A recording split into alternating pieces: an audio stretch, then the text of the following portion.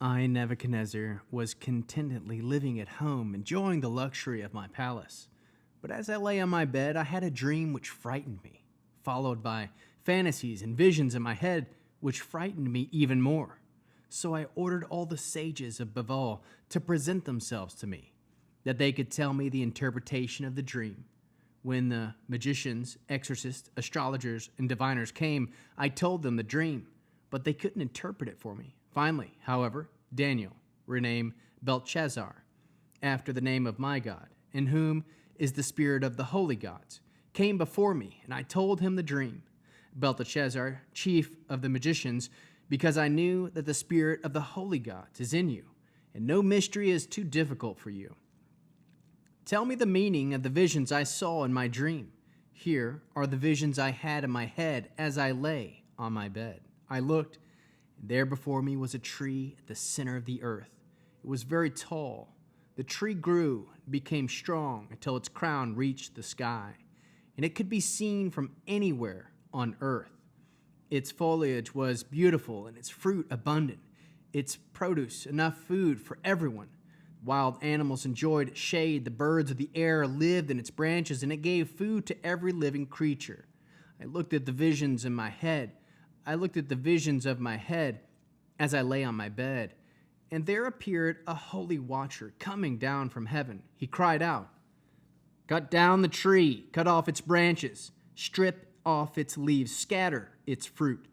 Let the wild animals flee from its shelter. Let the birds abandon its branches, but leave the stump with its root in the ground.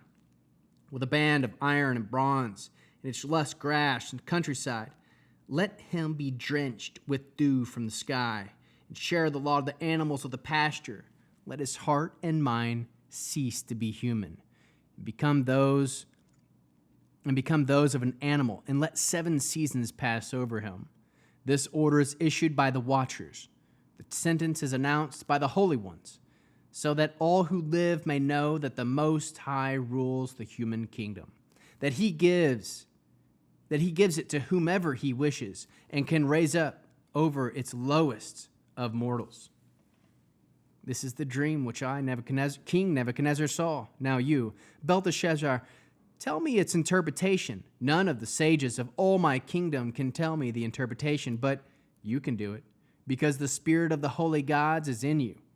Daniel, whose name was Belteshazzar, who was in shock for a while, frightened by his own thoughts. The king said, "Belteshazzar, don't let the dream or the interpretation frighten you." Belteshazzar answered, "My lord, if only the dream were about those who hate you, and the interpretation about your enemies.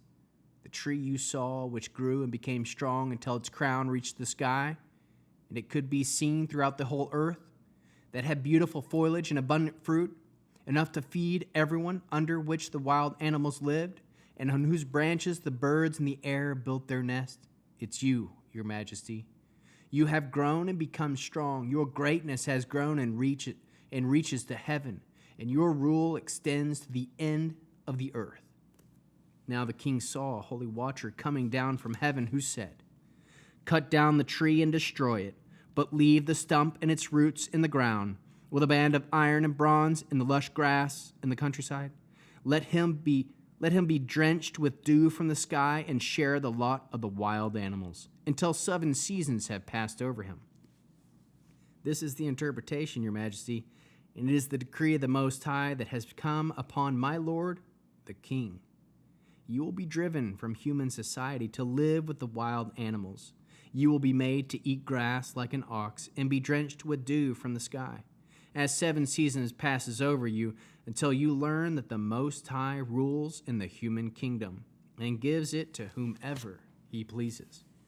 But since it was ordered to leave the stump of the tree with its roots, your kingdom will be kept for you until you have learned that heaven rules everything. Therefore, your majesty, please take my advice.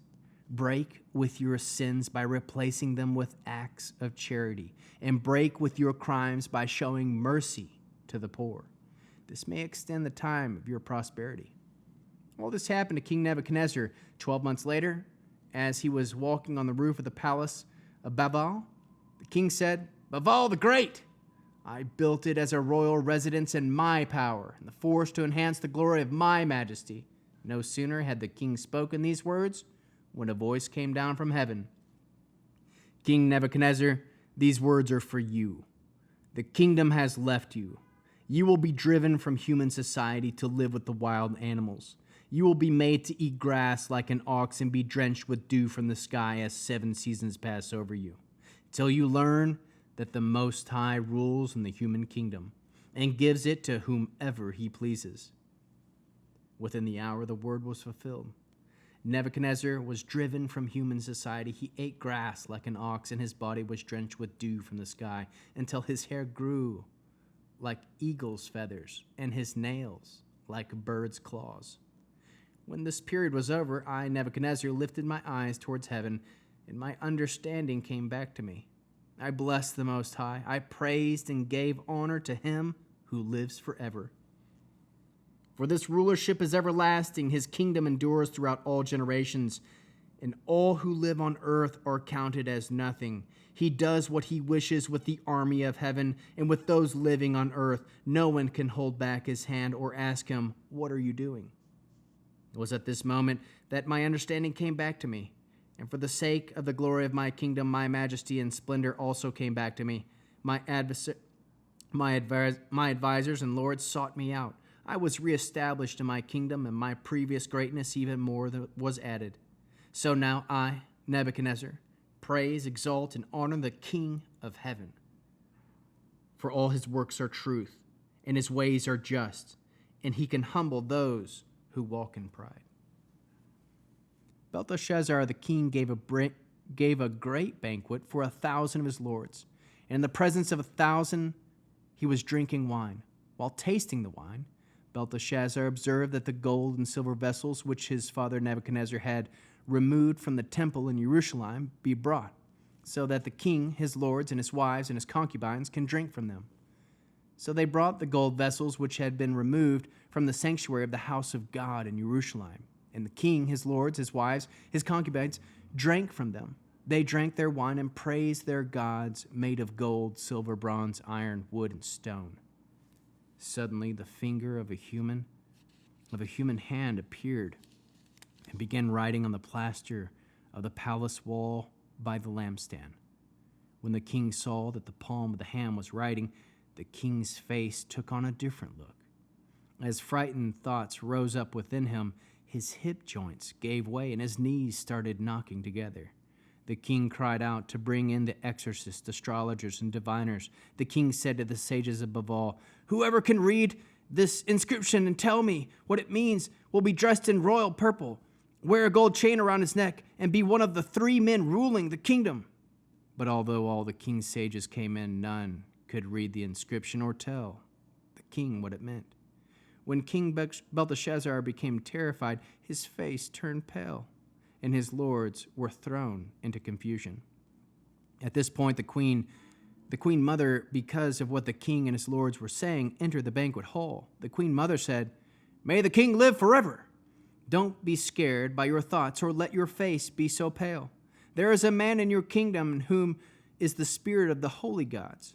In the days of your father, he was found to have light, discernment, and wisdom like the wisdom of the gods. King Nebuchadnezzar, your father, the king, your father, made him chief of the magicians, exorcists, astrologers, and diviners, because he was found to have an extraordinary spirit of knowledge, discernment, and the ability to interpret dreams, unlock mysteries, and solve knotty problems. He is called Daniel." But the king gave him the name Belteshazzar. "Now have Daniel summoned, and he will tell you what this means." Daniel was brought into the king's presence. The king said to Daniel, "Are you Daniel, one of the exiles of Yehuda, whom the king my father brought out of Yehuda? I've heard about you that the spirit of the gods is in you, that you have been found to the light, discernment, and extraordinary wisdom. Now the sages, the exorcists, were brought into me so they could read the inscription and tell me what it means, but they couldn't interpret it for me. However, I have heard that you can give interpretations and solve knotty problems. Now, if you can read the inscription and tell me what it means, you will be dressed in royal purple, wear a gold chain around your neck, and be one of the 3 men ruling the kingdom." Daniel answered the king, "Keep your gifts and give your rewards to someone else. However, I will read the inscription to the king, tell him what it means. Your Majesty, the Most High God, gave Nebuchadnezzar your father the kingdom, as well as greatness, glory, and majesty. Because of the greatness he gave him, all the peoples, nations, and languages trembled with fear before him. Anyone he wanted to put to death, anyone wanted to, he kept alive. Anyone he wanted to, he advanced, and anyone he wanted to, he humbled. But when he grew proud and his spirit became hard, he began treating people arrogantly. So he was deposed from his royal throne, and his glory was taken away from him. He was driven from human society. His heart was made like that of an animal. He lived with the wild donkeys. He was fed with grass like an ox, and his body drenched with dew from the sky, until he learned that the Most High God rules in the human kingdom and sets up over it whomever he pleases. But Belteshazzar, you, his son, have not humbled your heart, even though you knew all this. Instead, you have exalted yourself against the Lord of heaven, by having them bring you the vessels from his house. And your lords, your wives, your concubines drank wine from them. Then you offered praise to your gods of silver and gold, bronze, iron, wood, and stone, which can't see, hear, or know anything. Meanwhile, God, who holds your very breath in his hands, and to whom belongs everything you do, you have not glorified. This is why he sent the hand to write this inscription. The inscription says, Mene, Mene, Tekel Upharsin. This is what it means. Mene, God has counted up your kingdom and brought it to an end. Tekel, you are weighed on the balance scale and come up short. Press, your kingdom has been divided and given to the Medes and the Persians. Then Belteshazzar gave an order. They clothed Daniel in royal purple, put a gold chain around his neck, and proclaimed of him that he was be one of those 3 men ruling the kingdom. That very night, Belteshazzar, the king of Casdim, was killed.